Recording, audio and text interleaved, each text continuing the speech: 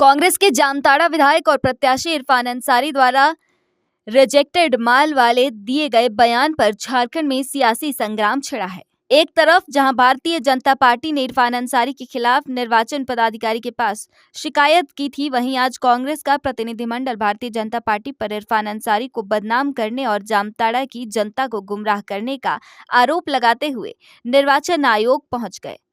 कांग्रेस के प्रतिनिधि मंडल में मुख्य प्रवक्ता किशोर शाहदेव, राजेश गुप्ता, इरफान अंसारी सहित 4 सदस्य मौजूद थे, जिन्होंने मुख्य निर्वाचन पदाधिकारी से मिलकर मामले से अवगत कराया और बीजेपी पर कार्रवाई करने की बात कही। प्रतिनिधिमंडल ने बताया कि इरफान अंसारी का बयान भारतीय जनता पार्टी के रिजेक्टेड कैंडिडेट्स को लेकर था, लेकिन उनके बयान को तोड़ मरोड़ कर पेश किया जा रहा है ताकि इरफान अंसारी को बदनाम किया जा सके, जबकि राज्य सरकार और सरकार का हर मंत्री और विधायक महिलाओं का खास सम्मान करता है। वो भारी भीड़ को देख के वो बौखला गए। इन्होंने मीडिया में, ये यूट्यूब में भी अवेलेबल है जो वीडियो, उन्होंने कहा भाई हम लोग अपने स्थानीय जो लैंग्वेज है उसमें कहते हैं भाई ये रिजेक्टेड माल आ गया, बीजेपी का रिजेक्टेड माल। उन्होंने पर्टिकुलरली किसी पे इन्होंने नहीं किया, पार्टी बेसिस पे भाजपा पे उन्होंने अटैक किया था। उनको वो वर्ड उठा के इन्होंने हर जगह वायरल कर दिया कि हाँ ऐसा को कहा गया है हमको। भाई आप है ही नहीं देश में तो आपको कौन कह रहा है। वहाँ अभी कल ही वो स्थानीय एक प्रोग्राम में भाग ले रहे थे, उसका वीडियो भी मेरे पास है, आपको दिखाएंगे। कुछ चंद लोग ही उनके साथ घूम रहे हैं, इससे वो बौखला गए हैं। वो चाह रहे हैं कि हम देश में आ जाए, वो कहीं देश में नहीं है। इस तरह का लांछन करके हम लोग को डिस्टर्ब किया जा रहा है।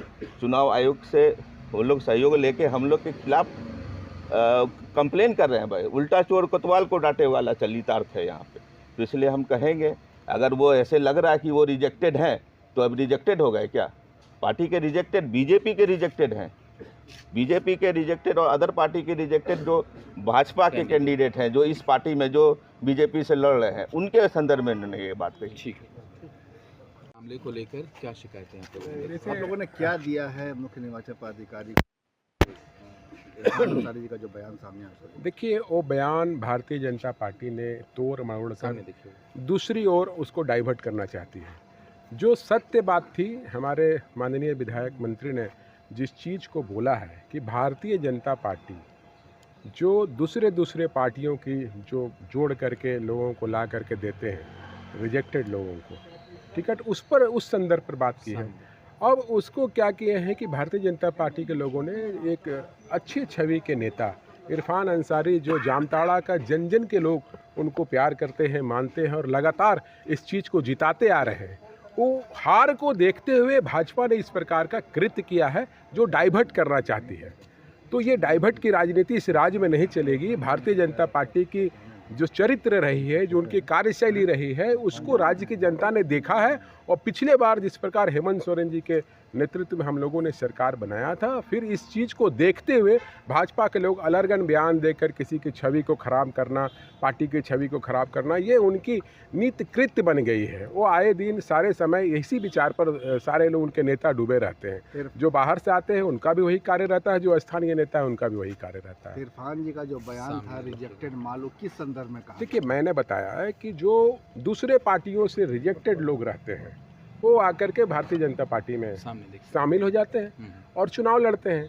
उसी संदर्भ में उन्होंने ये इस बात को रखी है, ना कि किसी व्यक्ति के लिए, ना ही किसी महिला के लिए।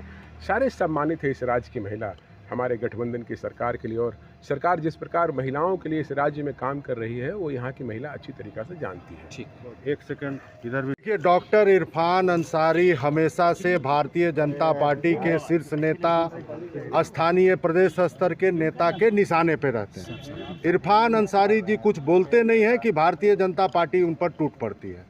अभी जब वो लोकसभा के चुनाव में वहाँ से 60,000 मतों से भारतीय जनता पार्टी के जो प्रत्याशी थे वो शिकस्त खाए, तो चुनाव में बने रहने के लिए इस तरह के आरोप लगा रहे हैं ताकि एक हाइक क्रिएट हो और वो चुनाव में आ सके। उनके नामांकन में भीड़ देख लीजिए, वो वहाँ ना सिर्फ अल्पसंख्यक समुदाय में बल्कि सभी समुदाय के सर्वमान जनप्रिय नेता हैं इरफान अंसारी। इसीलिए चुनाव में बने रहने के लिए भारतीय जनता पार्टी ने इस तरह का काम किया है ताकि एक चुनाव का पब्लिसिटी हो, एक हाइक हो और उनको इसका लाभ मिल सके। लेकिन आज हम लोगों ने चुनाव आयोग को एक स्पष्ट सीडी और एक मेमोरेंडम दिया है कि उन्होंने बीजेपी से क्या ये सच नहीं है कि भारतीय जनता पार्टी ने 35 ऐसे उम्मीदवार उतारे हैं जो दूसरे दलों के संबंध रखते थे?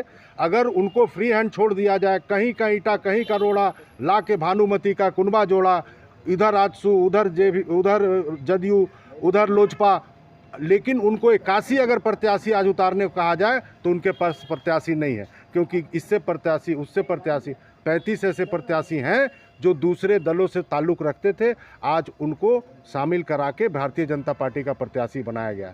इन्हीं सब संदर्भ को डॉक्टर इरफान अंसारी जी बयान में अपना एलाबरेट कर रहे थे, जिसको भारतीय जनता पार्टी ने तोड़ मोड़ करके पेश किया है।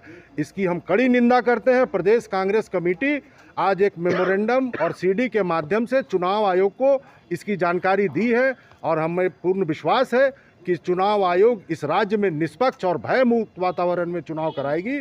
आने वाले समय में जो 2 फेज के चुनाव हैं वो सारा डिपेंड करता है कि चुनाव आयोग कितना निष्पक्षता से चुनाव करेगा।